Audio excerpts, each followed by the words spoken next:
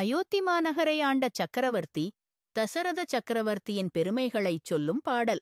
வணக்கம் நண்பர்களே. கம்பராமாயண கடலில் நாம மூழ்கி திளைச்சிட்டு இருக்கோம்.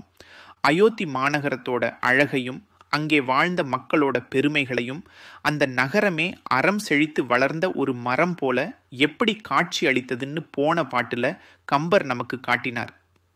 ஒரு நகரத்தோட பெருமைங்கிறது அங்க இருக்கிற மக்களையும் அந்த நிலத்தையும் மட்டும் இல்லை, அதை ஆள்ற அரசரையும் பொறுத்தது தானே. அப்பேற்பட்ட அயோத்தியை ஆண்ட மன்னன் யார், அவரோட சிறப்பு என்ன, இதையெல்லாம் கம்பர் அடுத்த பாட்டுல அப்படியே கண்ணு முன்னாடி நிறுத்துறார் பாருங்க. அம்மாநகருக்கு அரசன் அரசர்க்கு அரசன், செம்மான் தனிக்கோல் உலகு ஏழினும் செல்ல நின்றான். இம்மான் கதைக்கு ஓர் இறை ஆய ராமன் என்னும் மொய்ம் மான் களலோந்தரு நல் அற மூர்த்தியனாங். கேட்கும்போதே சிலிர்க்குது இல்லையா?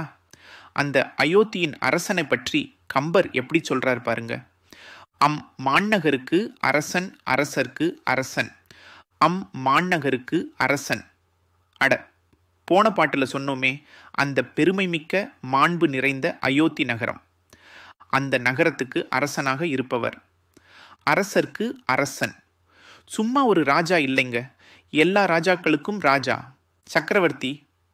அவர் சொல்லை மீற யாரும் கிடையாதுன்னு அழுத்தமா சொல்றார் கம்பர். செம்மான் தனிக்கோல் உலகு ஏழினும் செல்ல நின்றான்.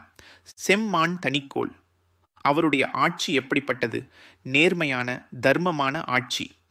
அவருடைய செங்கோல் அத்தனை நேர்மையானது, அத்தனை பெருமை வாய்ந்தது, அவருக்கு நிகர் யாரும் இல்லைங்கிற மாதிரி தனித்தன்மை வாய்ந்தது. உலகு ஏழினும் செல்ல நின்றான், அவருடைய ஆணை எங்கே வரைக்கும் செல்லும்? 7 உலகங்கள்லையும் செல்லும். பூமி மட்டும் இல்லை, ஆகாயம் பாதாளம்னு எல்லா உலகங்கள்லையும் அவருடைய ஆட்சி நிலைச்சு நிற்குதுன்னு சொல்றார். இதெல்லாம் அவருடைய அதிகாரத்தையும் எல்லா மக்களாலும் மதிக்கப்பட்ட ஆட்சியையும் குறிக்குது. இப்படி எல்லா உலகங்கள்லையும் தன்னோட செல்வாக்கை நிலைநாட்டி நின்றார். மான் கதைக்கு ஓர் இறை ஆயராமன் என்னும்.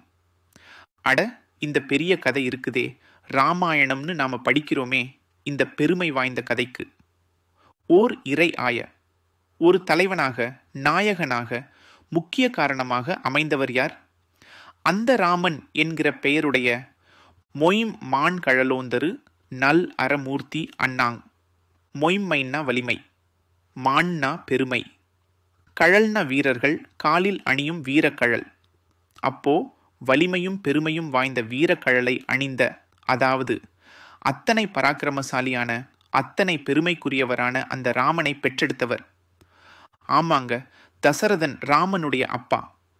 கம்பன் இங்கேதான் இந்த பிரம்மாண்டமான கதையோட நாயகன் யாரோ அவரை பெற்றெடுத்தவர் தான் இவருன்னு தசரதனை அந்த புள்ளியில நிறுத்துறாரு. நல் அறமூர்த்தி அண்ணான். யார் அந்த தசரதன்? நல்ல அறம், தர்மம் இருக்கே, அந்த தர்மமே திரண்டு ஒரு உருவம் எடுத்தா எப்படி இருக்குமோ அப்படிப்பட்ட அறத்தின் வடிவம் அந்த தசரத சக்கரவர்த்தி. அடடா, ஒரு அரசனை பற்றி சொல்லும்போது அவன் யாருன்னு சொல்லி, அவன் ஆட்சியின் சிறப்பை சொல்லி, அவன் உலகெங்கும் பரவி நின்ற ஆளுமையை சொல்லி, அப்படியே நம்ம ராமன் கதையோட நாயகனை கொண்டு வந்து அவனை பெற்ற தகப்பன்னு தசரதனை இணைச்சு கடைசியா அவரே அறத்தின் வடிவம்னு சொல்லி முடிக்கிறாரே கம்பர். இதுக்கு மேல ஒரு அரசனுக்கு வேற என்ன பெருமை வேணும்?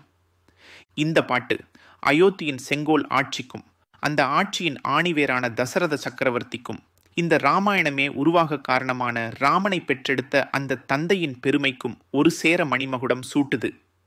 அறமே உருவான அந்த அரசனின் ஆட்சியில்தான் அறத்தின் திருவுருவான ராமன் பிறக்க முடிந்தது என்பதை கம்பர் சொல்லாமல் சொல்கிறார்.